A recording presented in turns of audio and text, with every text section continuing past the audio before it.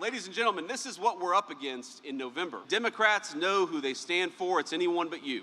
If these radicals take control of Congress, they're going to pass the craziest agenda America has ever seen. We have to hold the majority because the stakes are so high. This is a contrast election. This is not a midterm like one we've ever seen before. There's no doubt that there's still pressures on food prices, on inflation, gas prices, housing, and so forth. And so we need to stay the course. Yeah, the polls, Republicans concede, are upside down in a lot of places, approval ratings. But if you look at spending, as we start and talk about the campaign, look at the DNC fundraising numbers: 16.3 million cash on hand, 18.5 million debt. This is the Democratic National Committee. The RNC, 130.4 million cash on hand, zero debt. This doesn't even factor in the president's PAC, which he is going to start deploying in different races around the country. Let's start there on the politics as we wait for the president in South Carolina. He's campaigning for Senator Darlene Graham. Let's bring in our panel. Trey Gowdy, there you look at a live shot there in Myrtle Beach. Trey Gowdy, former congressman from South Carolina, host of Sunday Night in America with Trey Gowdy, author of the new book, The Sound of Regret. Also, Democratic strategist Megan Hayes and Wall Street Journal White House reporter Philip Wegman.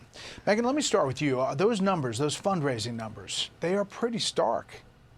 Yeah, absolutely. But I think that we're missing a part of the story here, where candidates for the Democrats are outraising their Republican counterparts significantly, as well as the other committees with the Democratic Congressional Committee and the Democratic Senate Campaign Committee. So yes, the DNC writ large is underwater and in debt. They don't really play a huge part in the midterms for Democrats anyway. So I think that Democrats are fairly confident with the money they're raising, the candidates are raising, and the committees are raising to be successful this year in the midterms. Yeah.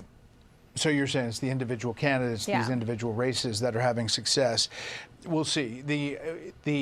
Clearly the polls are indicating that there's a lot of races that are tighter than a lot of people thought they were going to be, Trey, as we head into the midterms, and Democrats may be well positioned as you get to Labor Day, but there's going to be a full-out sprint before November.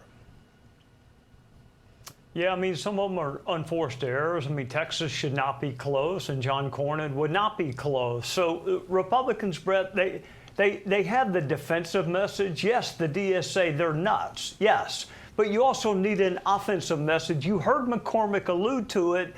We acknowledge the pain, but things will get better. Do you want 2 years of investigations and impeachment, or do you want us 2 years and things will get better? They need both messages.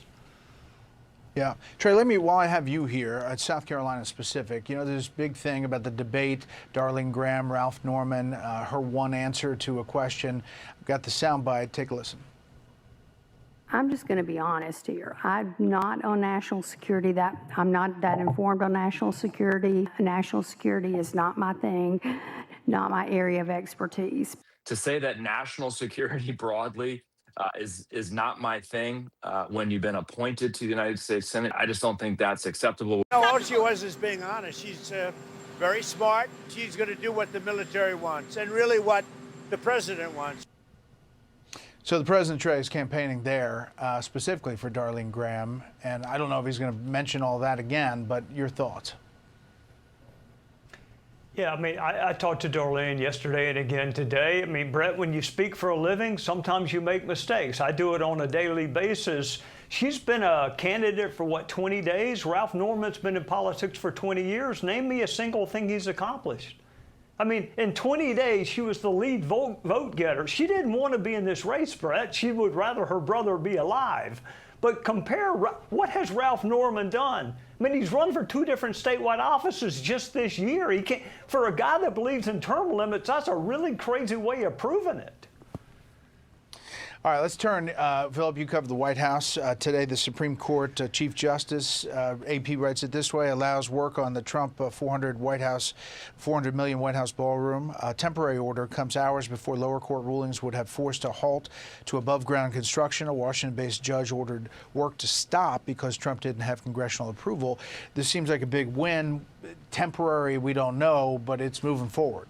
It's moving forward, and that is the exact question. We don't know how long this win is going to last for the White House. Will this be permanent so that the president can continue his reconstruction plans, or will this be a pause and he's going to actually have to go to Congress? The fact of the matter is, though, there's a giant hole where the East Wing was. Something has to be replaced. Something has to be built there. Okay.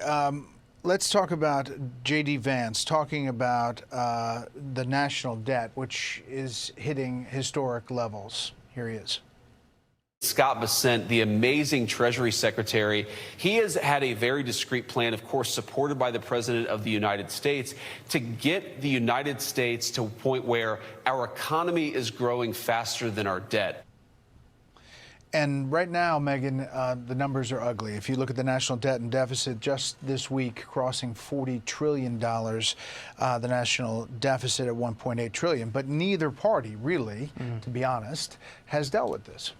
Yeah, absolutely. This is a bipartisan problem, and until people are going to get serious about tackling the way we spend money and the way we collect taxes, we're still going to have this problem. The unfortunate part here is I don't necessarily think the American people understand the burden that this is going to share, that they are going to share on this going forward. Interest rates for mortgages are still going to be high. It's going to be harder to put kids through college to save money because they are so focused on what they can pay for now and their gases and their grocery prices that this number of 40 trillion seems massive and overwhelming. I'm just not sure this is impacting the American people, which means that Congress isn't going to do a whole lot if their constituents aren't calling for it.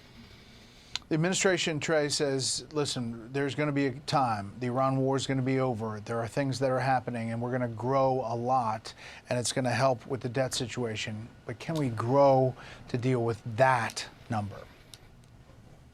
No. Not to put too fine a point on it, no. The entitlements are what drive the debt. Medicare, Medicaid, Social Security, interest on the debt. There is zero political appetite for dealing with that on either side. So until we get serious about what's really driving the debt and quit misleading the American people and say it must be foreign aid to some country we've never heard of, that's not driving the debt. Get rid of it if you want to, but the debt are the entitlements and interest, and there's no appetite to deal with it, Brett. Yeah, I said the other night on the panel, it was only 4 presidential cycles ago that we had Mitt Romney and Paul Ryan campaigning in front of a debt clock, and we have changed dramatically since those days, tremendously. Winners and losers. Phil, let's start with you. Winner first, then loser. My winner is the crew of the USS George Washington. They are coming to the relief of the crew of the USS Abraham Lincoln.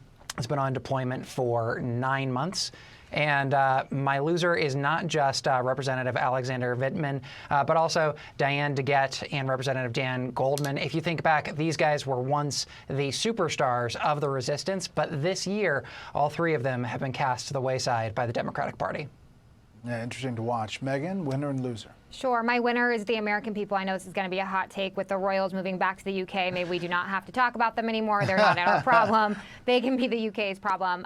So I'm excited for that. And then my loser this week is Darlene Graham. Unfortunately, her comments were authentic and I think appreciated by just normal people who are listening. That comment is going to follow her for her career and through her campaign this cycle and then in her future career. So that is an unfortunate mistake by her this week. Yeah, we'll see. Okay, Trey, winner and loser. Winner O.J. Brigance, former NFL football player, lost his battle with ALS, but what an amazing amount of courage that man had, and he's finally healed.